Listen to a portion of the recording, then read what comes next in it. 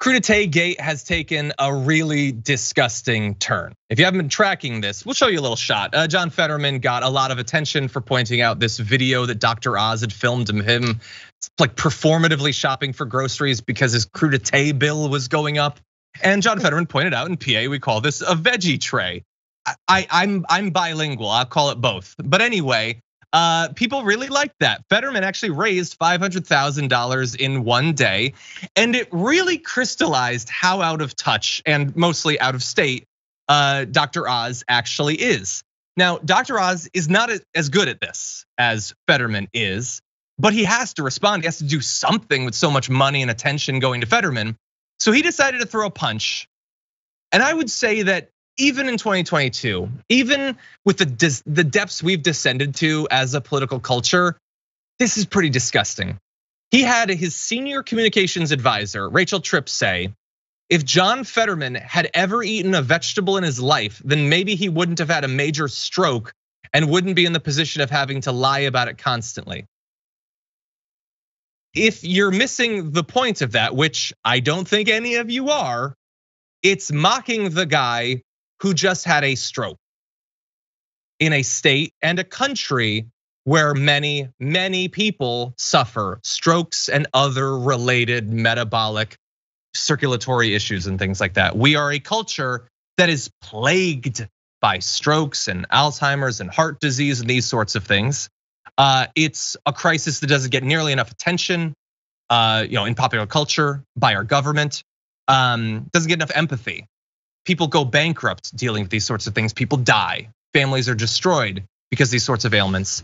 And this guy, whose credibility is supposed to be in being a doctor, that's his point of attack. Mocking someone for having a stroke. He's out of options, bro. I mean, again, he's getting snatched all around in public, and it's embarrassing. So then sometimes you lash out when you're getting angry. It's like in sports. That's what technical fouls and personal fouls are for, depending on the sport. Once you're losing and then the foul goes against you and you're still not happy with it and everybody's booing you, and you're down by 20, eventually you start swinging. And then you get kicked out of the game or you get extra penalties. It doesn't look good, it's just an emotional response. And they always say, hey, you gotta keep your emotions together or else you're gonna lose even worse. And this is just one of those cases. I'm not sure if he put her up to this. Who's this, Rachel? His senior communications advisor. It's her whole job. Tripp. I'm not sure if the rest of the communications team is taking her lead since she's the advisor and she's the senior member of this whole thing. But that's the approach next, is to attack him for his health. Now, by the way, what does that do for voters? Because that's the very next question. I would assume Fetterman's campaign has already brought that up. Because again, where are your principles? What's your agenda? What are you running for? What do you want to do, Dr. Oz? Do you want to disparage all stroke victims once you're in office? Because that's apparently what your platform is. What is it that you going after his ailment do for people who want to vote for you? And everyone who wants to vote for him, ask yourself, is your life going to be better because of this disgusting line?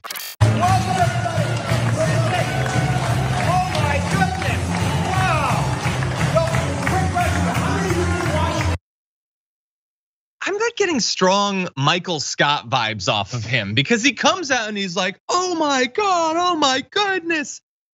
They're not, like, there's people there.